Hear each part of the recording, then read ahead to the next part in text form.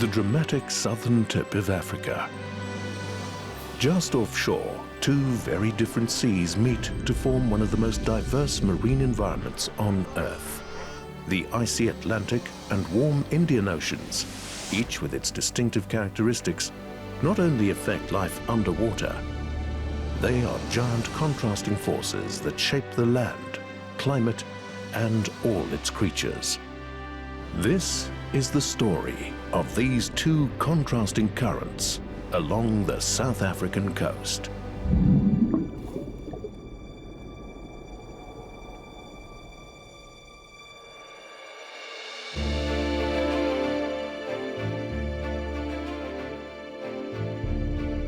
Cape Point. When Portuguese explorer Bartholomew Dias and his anxious crew became the first Europeans to lay eyes on this part of the world in 1488, they called it the Cape of Storms. Later, it became the Cape of Good Hope, since it opened the route from Portugal to India. English sea captain Sir Francis Drake was so impressed by the beauty of this coast that he described it as the fairest cape in the entire circumference of the Earth.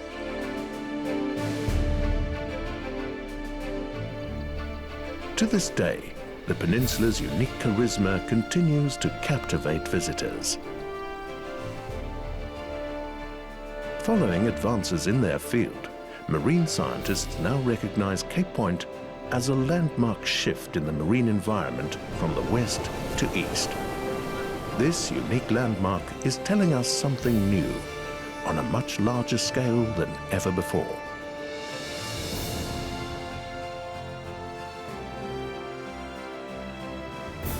Southern Africa is unique.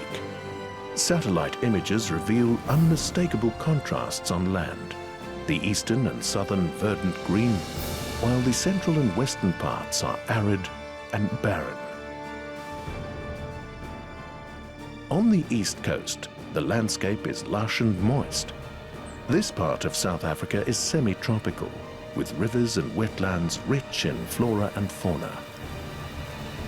Here, coastal dune forests run for hundreds of kilometers, and we find mangrove forest on the estuaries. Underwater, coral reefs form a hub of diverse, colorful marine life. At exactly the same latitude, but on the west coast, the contrast could not be more radical. This part of southern Africa is barren and semi-arid, with very few rivers. Here we find the oldest desert in the world, the Namib, and further inland, the dry savanna and dunes of the Kalahari. The mountain desert of the Richtersveld and the succulents so typical of Namaqualand and the Karoo. Fresh water is scarce for most of the year. The main source of moisture is coastal fog. On the west side of southern Africa, the Orange River forms a linear oasis, ending in the Atlantic Ocean after a journey of 2,000 kilometers. The river has its origins in mountain highlands to the east, where summer rainfall is good. This means it swells at the time of the year when the west coast is desperately dry and hot. Apart from this unique oasis, most of the west coast is arid. Why is there such a dramatic contrast in the east and west coasts of southern Africa? The answer lies in the two very different oceans. When the satellite image reads ocean surface temperatures, it reveals the two main currents that flow along the southern African coastline. On the east side of the continent, a warm flow of water moves fast from the Mozambique Channel, heading south. This is the intense Agulhas current, about 100 kilometers wide, with surface water speeds of up to 2 meters per second. Further south, this warm current deflects and dissipates, moving northwestward into the South Atlantic Ocean. On the west side of the continent, From Cape Town to southern Angola, the sea temperature is exceptionally cold. This forms the more sluggish Benguela current, which moves slowly northwards at a speed of 10 to 30 centimeters per second. But a closer look reveals a narrow band of extremely cold water all along the west coast. This is thanks to strong winds that drive a massive upwelling of deep cold waters to the surface.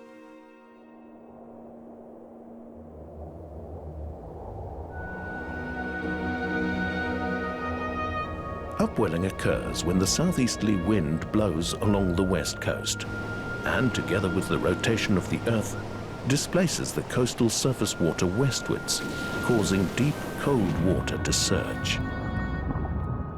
Upwellings bring deep, nutrient-rich water to the surface.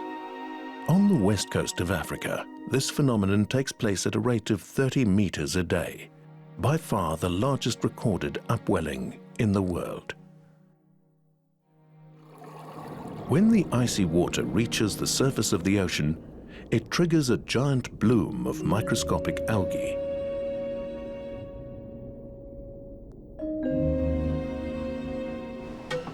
The production of microscopic algae sustains a large food web, from small fish like sardines to the many predators that follow them. This intense upwelling drives the food chain on the west coast and allows marine life in huge numbers.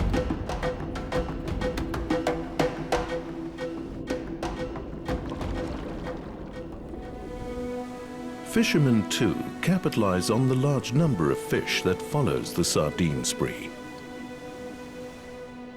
Early morning near Cape Point.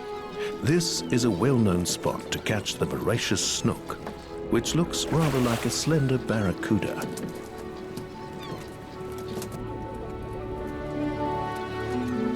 As the fish follow sardines into the bay, the fishermen spring to action. With so many lines in the water, it can become messy on board when the fish strike. In the end, they return to the harbour, pleased with their catch.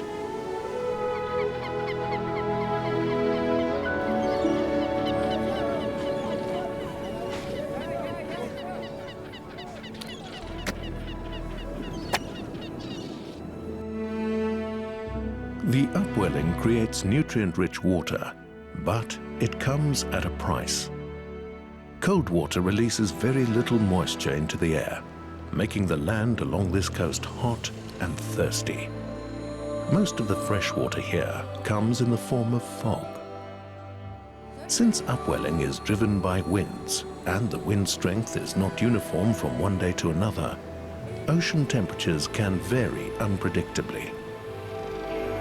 The creatures that live here have to be resilient to survive their ever-changing environment. Those that live here can make it in large numbers.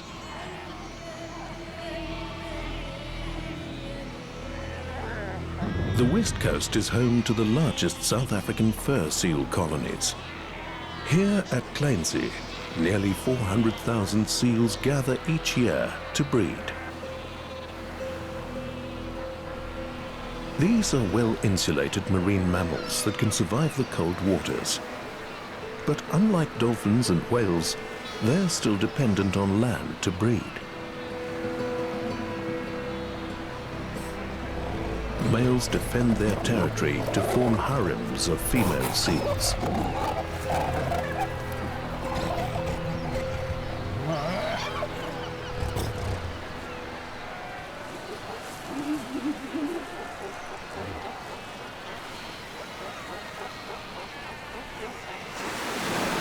Females will mate again just 10 days after giving birth. This maximizes their time in the colony and ensures pregnancy for next year.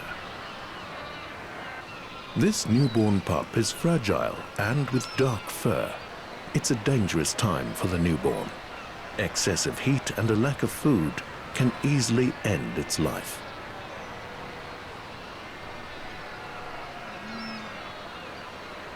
Mother seals dedicate all their energy to feeding their single pup for 8 to 12 months. Every day, they venture into the sea to feed, returning with nutritious milk.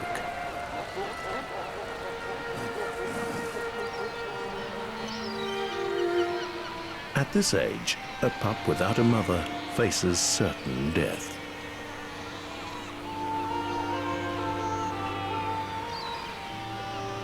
Seal colonies along the Benguela current are prime hunting grounds for sharks, which visit regularly in search of unwary and naive juveniles. Playing underwater is vital training for escaping fast-swimming sharks.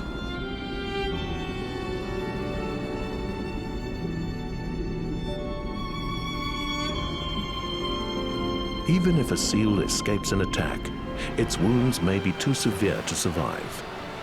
But in this harsh coast, nothing is wasted.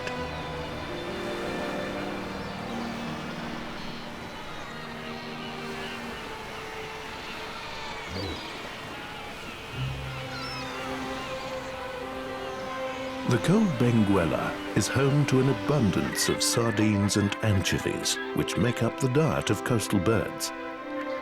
These birds have their main breeding colonies on offshore islands. Cape gannets breed exclusively on these offshore islands. This is one such colony in Lambert's Bay, on an island connected to land but closely monitored for land predators. In the West Coast National Park, another Cape gannet colony lives on the granite island of Agulhas. But by far the largest colony of Cape gannets lives on Bird Island in Algoa Bay near Port Elizabeth. This is the largest Cape gannet colony in the world.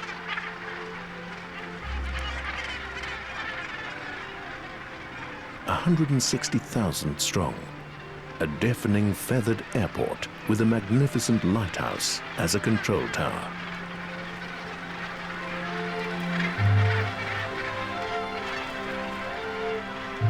Every year, breeding season comes to these few densely packed island colonies. Birds time their breeding to coincide with a peak of upwelling, which means more food for the chicks.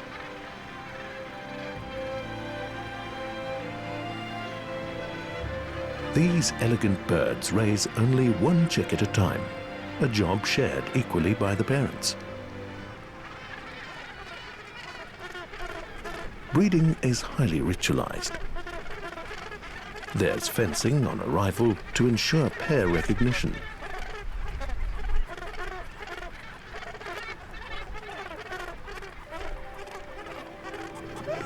Slow motion movements and sky pointing to advertise the shift in nesting duties.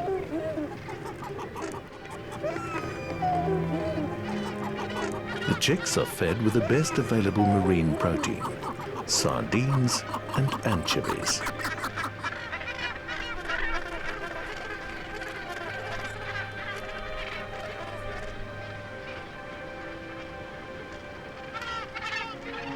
It takes around 140 days of hard work for the parents to raise their chick from an egg to a fledgling.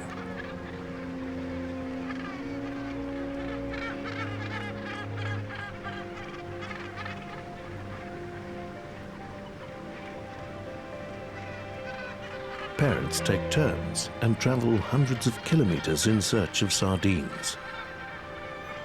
By the time the young bird is ready to leave the nest, it's heavier than its parents. But there'll be no more free meals. It's time to face the ocean alone. The young brown bird will take about 3 years to develop its handsome adult plumage.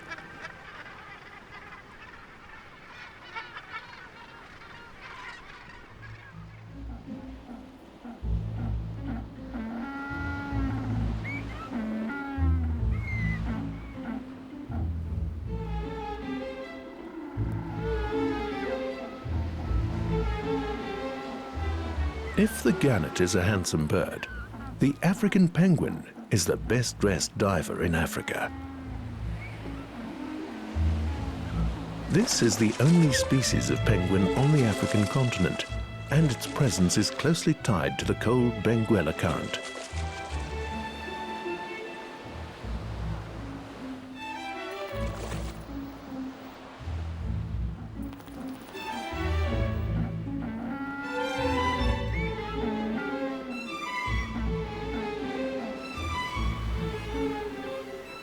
The largest colony of African penguins is found not far from Bird Island, on the small island of St. Croix.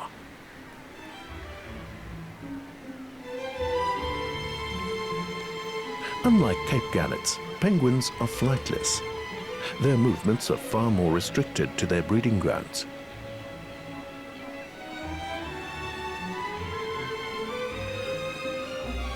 African penguins breed between March and May and usually lay only 1 or 2 eggs. They can dive as deep as 130 meters and stay underwater for up to 5 minutes while foraging. These birds need to swim considerable distances to find food and bring it back to feed their chicks.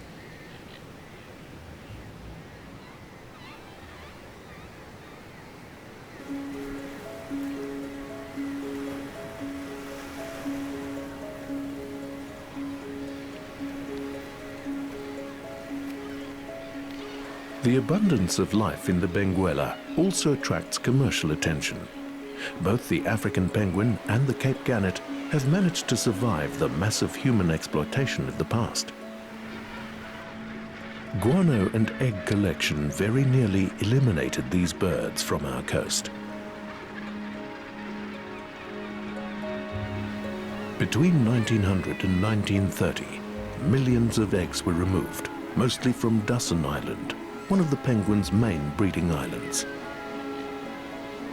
Egg collecting was finally banned in 1969, but by that time the African penguin population had taken a huge blow.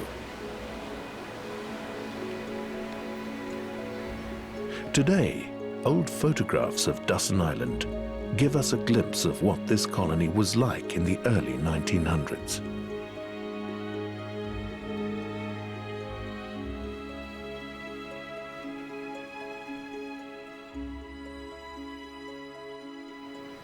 The early 1840s saw the start of the guano rush, when an enormous quantity of bird droppings or guano was collected, mainly as a valuable fertilizer. Thick layers of guano had accumulated on these islands over thousands of years, but it was stripped to bare rock in just a couple of decades. In the process, the African penguin lost its main nesting grounds. The spongy guano was ideal for building breeding burrows, which shelter them from heat and rain. Due to the heavy exploitation of their eggs, the African penguin became extinct on South Africa's most famous island, Robben Island, as early as 1620.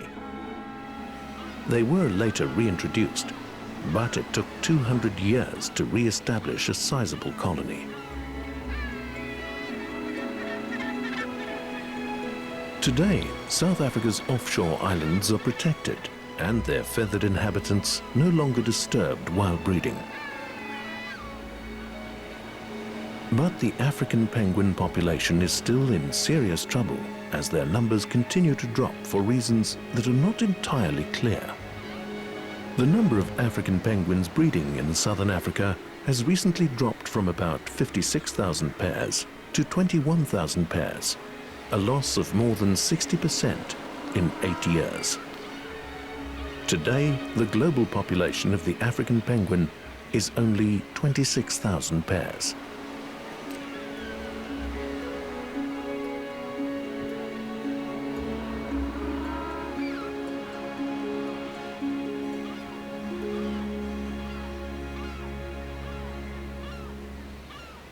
There is strong evidence to suggest that overfishing along the Benguela has depleted pilchards and anchovy populations, the penguin and gannet's main food source. The birds have responded by moving up the south coast, where pilchards are still available. But for penguins, it's an enormous distance to cover, and there are no alternative islands to breed and molt closer to their food. The historical threats of egg and guano harvesting have been replaced by direct competition for food with commercial fishing boats.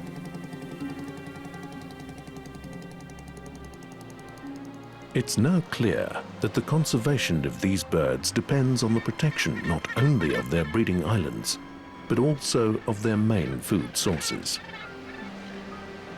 Despite the immense productivity, the rich Benguela is a fragile environment, and the birds are giving the warning signs.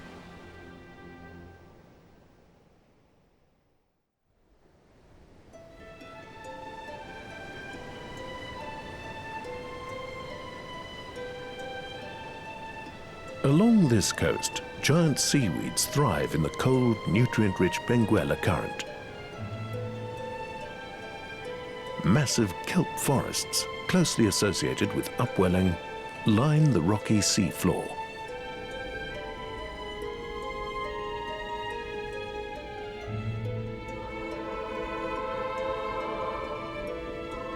A kind of massive algae, these constantly moving plants create a shady underwater world, sheltering great diversity under their canopy. Some of these species are found only here.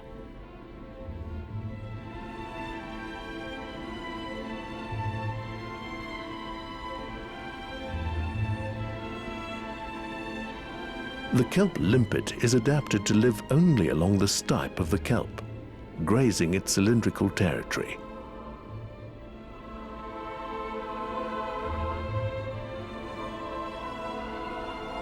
This is the sea bamboo, the largest kelp in Africa. Its hollow gas-filled stipe expands at the top to form a floating bulb, which holds the strap-shaped fronds at the surface to capture sunlight. It is both the largest and one of the fastest growing algae, increasing by as much as 13 millimeters a day and reaching up to 12 meters in length. Each plant has a sturdy, root-like holdfast attached to the rocky substrate.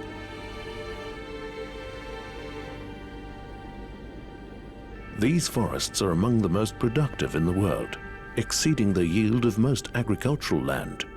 Each kelp frond will produce about 6 times its own mass in detritus each year, feeding the adjacent oceans and shores. In this forest swims a primitive creature, a glimpse of what the shark's ancestors may have looked like. Not much is known about the cow shark, which, unlike most shark species, has 7 gills. Its diet differs little from that of the great white and includes seals.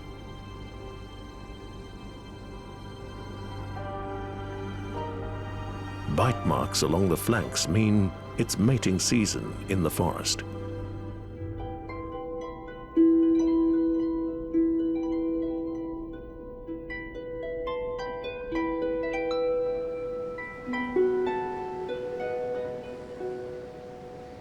Kelp forests are the backbone of the entire coastal ecosystem along the Benguela. The constant movement of the waves gradually breaks down the plant, sustaining filter feeders and grazers along the shore. Stormy seas deposit huge piles of the floating plants onto the rocks and beaches, fueling the life of many marine organisms.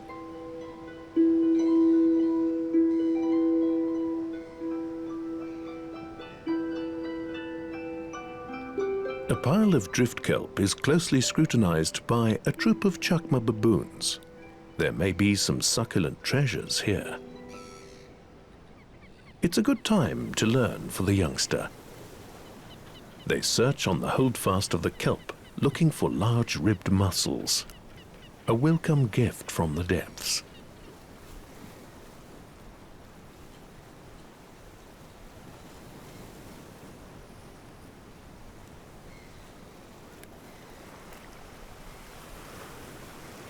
But limpets are the undisputed kings of the Benguela. Along this coast, there are so many that they hold the world record for the highest amount of marine flesh per unit area of rock.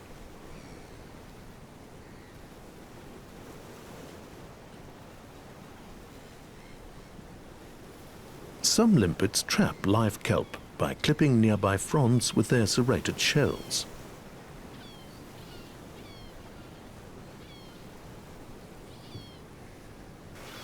As the tide exposes the lower parts of the shore, more succulent shellfish become available. This is perfect timing. A pregnant female baboon pays a short visit to the shore. She's an expert at dislodging limpets from rocks. Not an easy task.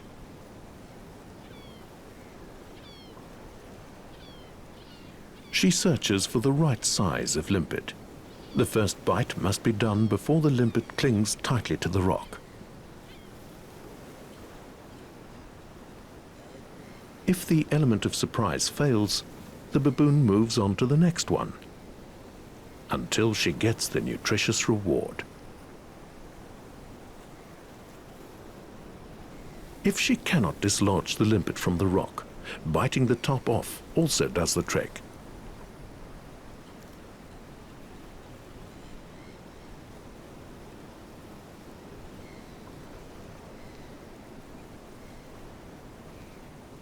For this mother, that's enough protein for the day.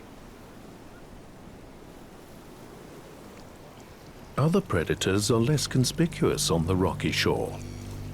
A spiny starfish moves slowly, like an armored monster, using its complex hydraulic system to put its numerous tubular feet into motion. There's nowhere to run for this winkle. And the starfish will have its meal.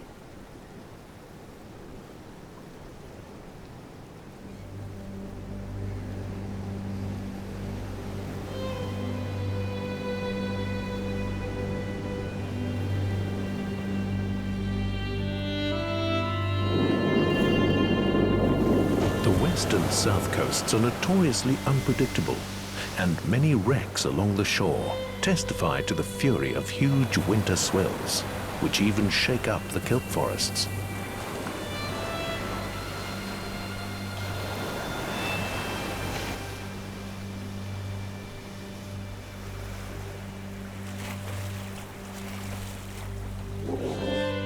But for some migratory giants, these conditions are serene compared to the storms they must endure in the open southern oceans.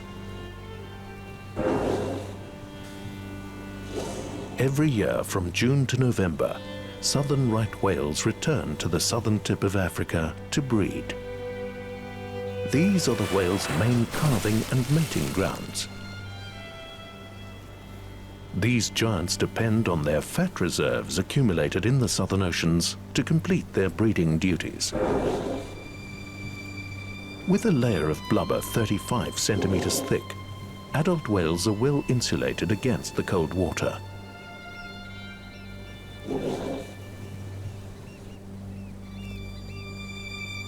A heavily pregnant female who's been carrying a single calf in her womb for 12 months has come to these shores to give birth.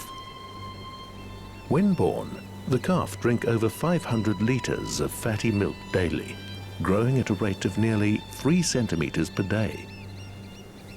Since they're born with no blubber, they need to deposit fat quickly if they're to endure the return trip with their mothers to the southern oceans by the end of November.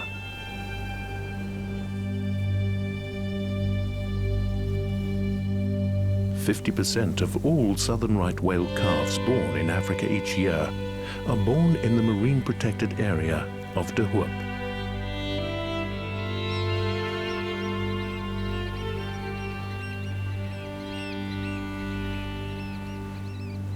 Mother and calf are safe here, and there's plenty of time to play and socialize.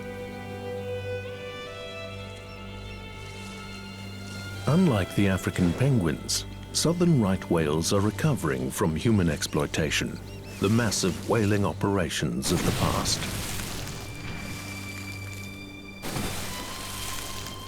Their growing numbers represent one of the most successful conservation stories of this century. Between 1770 and 1850, an estimated 150,000 southern right whales were slaughtered, mostly by whalers in rowing boats with handmade harpoons.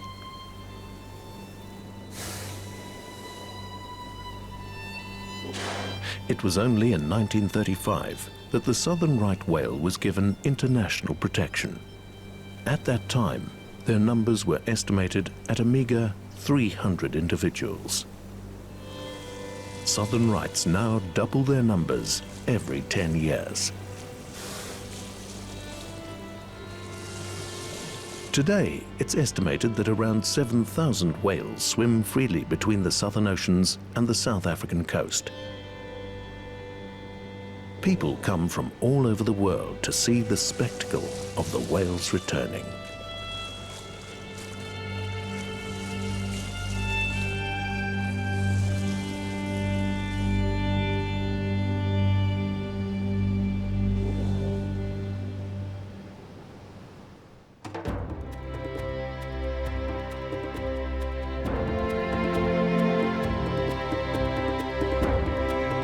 Along the south coast, more rivers enter the sea, forming magnificent estuaries.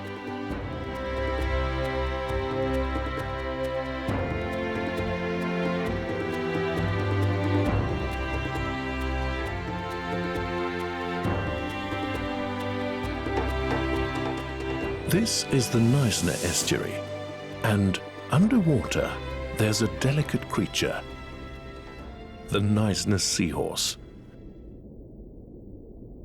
A small fish version of the chameleon, with eyes that can swivel independently and a prehensile tail to hold on to seagrass.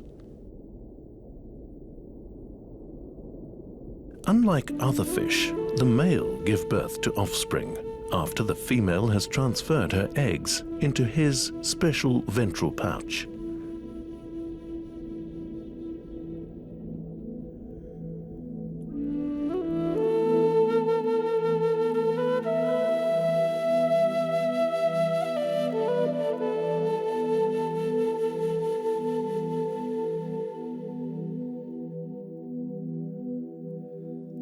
Moving away from the cold waters of the southern right whale and the fragile seahorse, the landscape starts to change.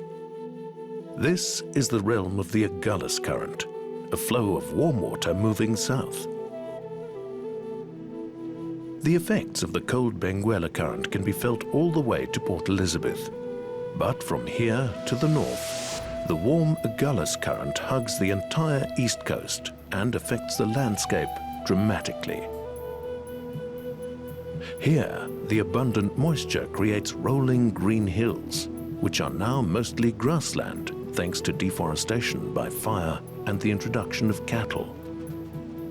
The remaining forest is still visible as patches over the ancient coastal dunes. With its striking contrasts and strong winds, this is a place of distinctive natural beauty. The Wild Coast, where legends tell of sea people who used a giant fish to break a hole in the wall to free a beautiful local girl.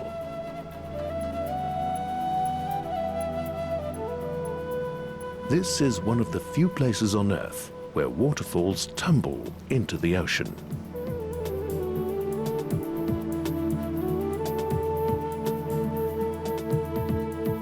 Along the warm Agulhas coast, the vegetation is more tropical.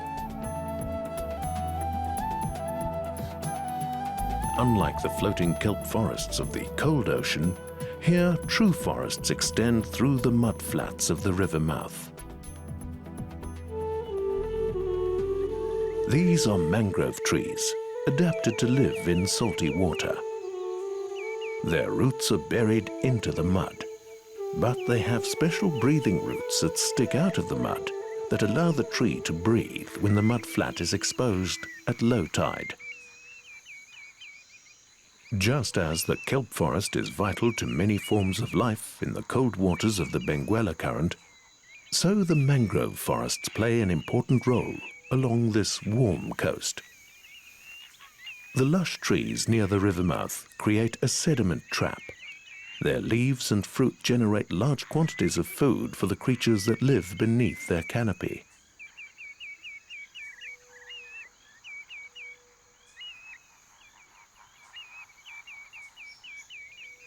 But perhaps more striking still is the direct link between these trees and the ocean.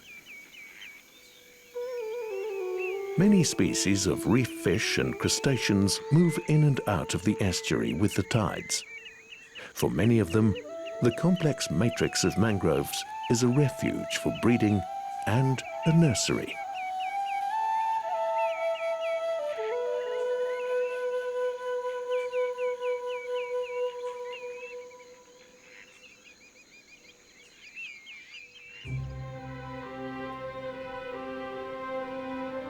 Closer to the border of Mozambique, the heart of the warm Agulhas creates a lush and semi-tropical terrain. The fauna and flora here are so diverse that this became South Africa's first World Heritage Site in 1999. Today, it is known as the Isimangaliso Wetland Park, a real conservation gem.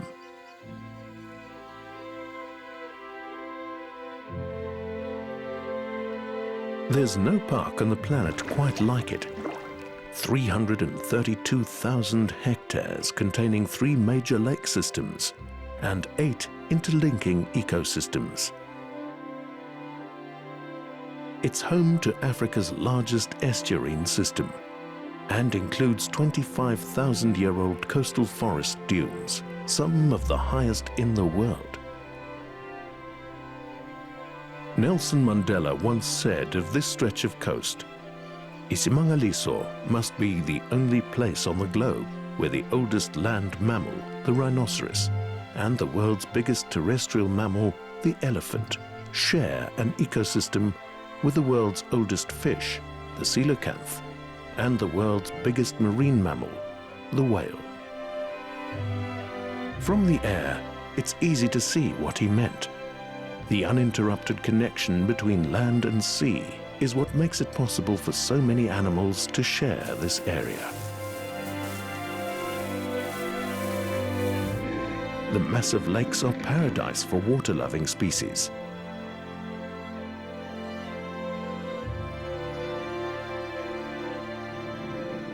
While stretches of savanna with nutritious grasses support abundant game.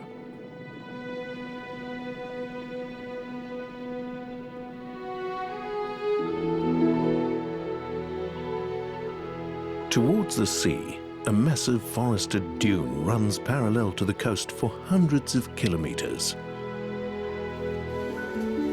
These dune forests are rich in animals and plants, some of which are found nowhere else.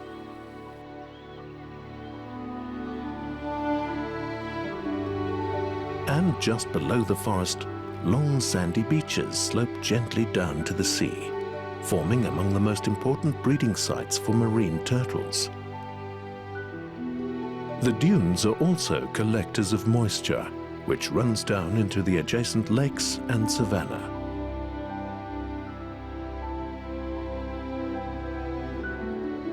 The park's extensive lakes and rivers open up into the sea. The rich coral reefs and mangroves link to the estuary, with many species moving in and out to sea with the tides.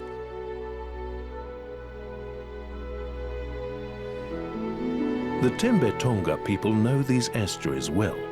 For hundreds of years, they have used an intricate network of fish traps, taking advantage of the natural cycle of the tides.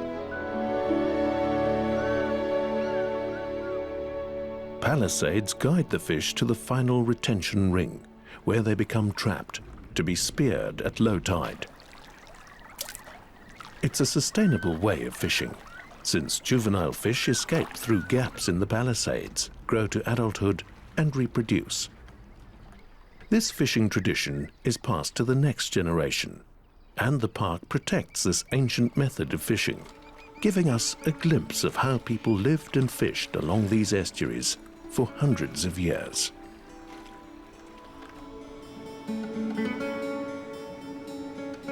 The warmer waters of the Agulhas not only create a semi-tropical paradise on land, but underwater too.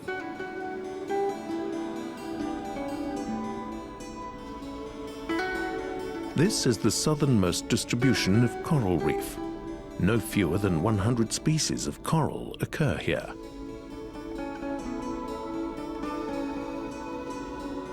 The photosynthetic activities of the symbiotic algae found in hard corals help to deposit the skeleton that built the reef.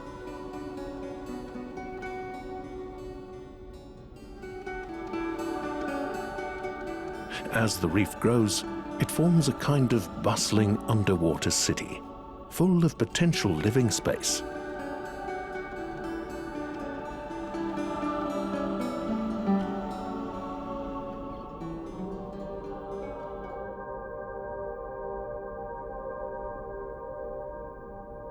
In deeper waters, the light fades and fewer coral species thrive in the colder, darker conditions. At a depth of more than 100 meters, there's no light. Intricate rocky outcrops form caves inhabited by the world's oldest fish. The coelacanth belongs to a group of fish found in fossil deposits about 380 million years old, which were presumed to have become extinct before the dinosaurs. But incredibly, this species still survives in the dark depths of this park, and today they are not only protected, but also are part of a research project to find out more about these living fossils.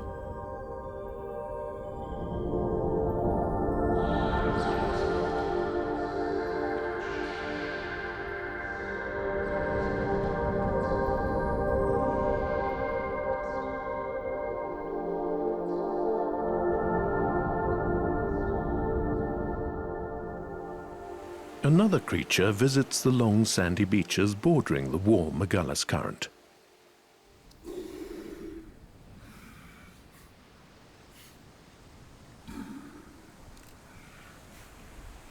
These pristine beaches are one of the last refuges in Africa for marine turtles to breed safely. Every year, they gather here to mate in the shallow waters. The females then crawl up to the dunes to nest on the sand. For females, this is the only time that they return to their birthplace. Pheromones in the sand guide the female turtle to this coast.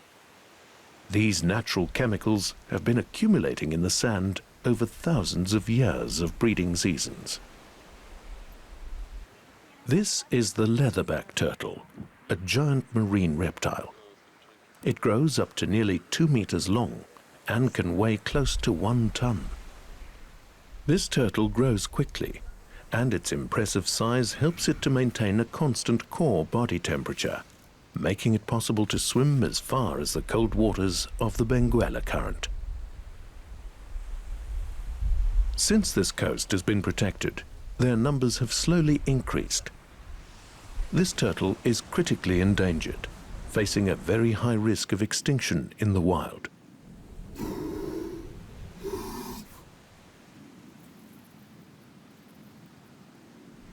This last piece of untouched coast is the key to their survival.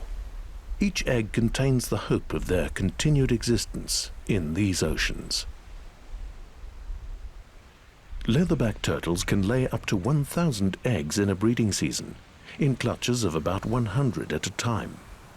Every 10 days, females return to the beach at night to lay their eggs.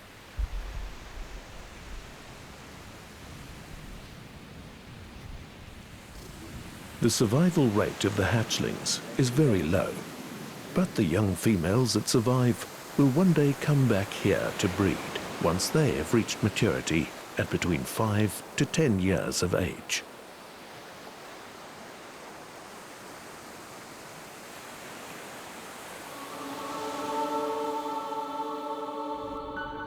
Marine turtles are one of the greatest wanderers of the world's oceans, traveling many thousands of kilometers before returning again to the breeding beaches.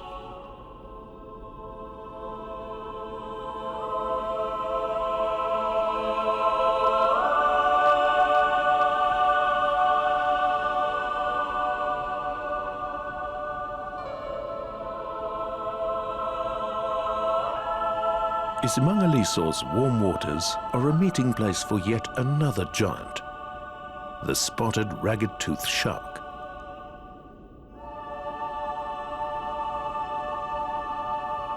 Scientists believe that they gather here for courtship and mating.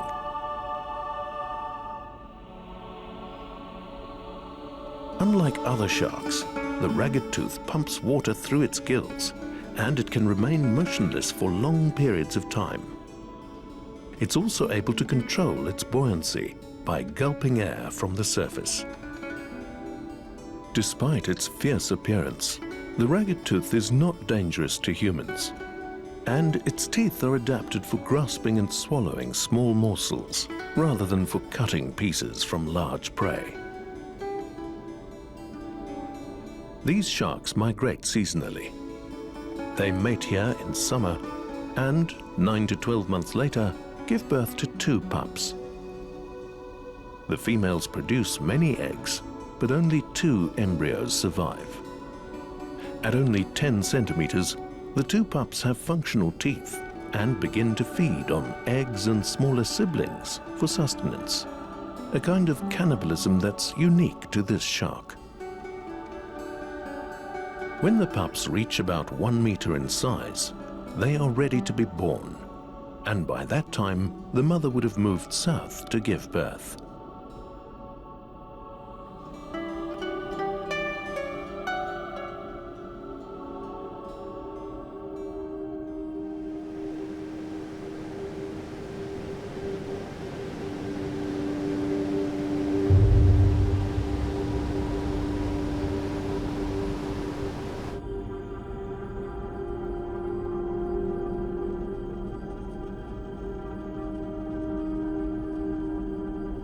Along the warm Agulhas current, there's a unique marine protected area known for its sharks.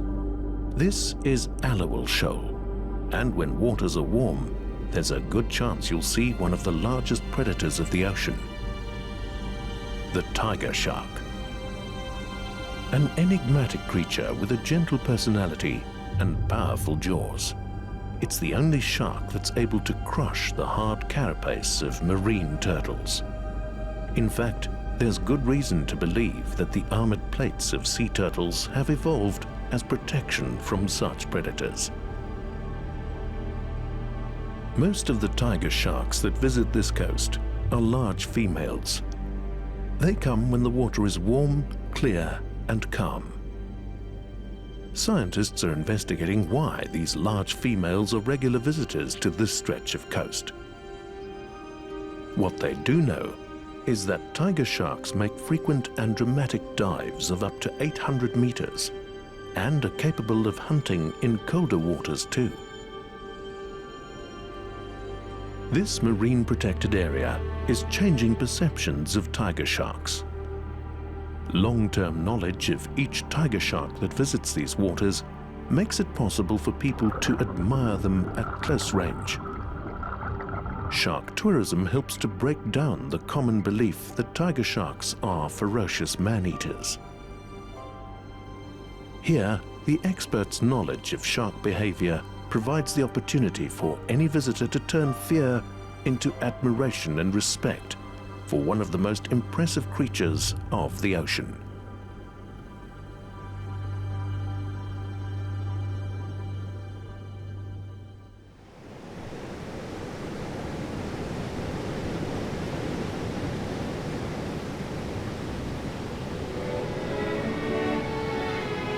The warm and cold oceans that border southern Africa are contrasting corridors of life.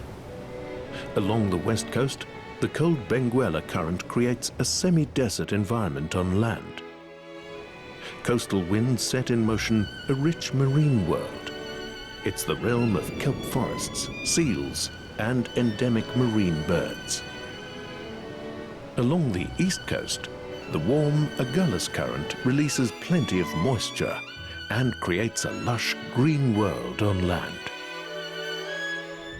This is the realm of coral reefs and mangrove swamps, sharks, and fascinating marine giants that gather seasonally to breed.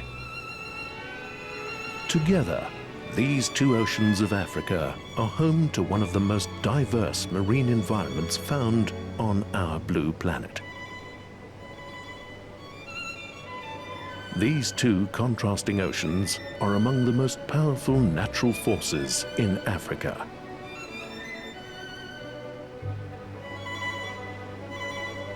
The cold and warm oceanic currents interact directly with the atmosphere, regulating the amount of rainfall and land, and so shaping the landscape of southern Africa and the lives of every living creature.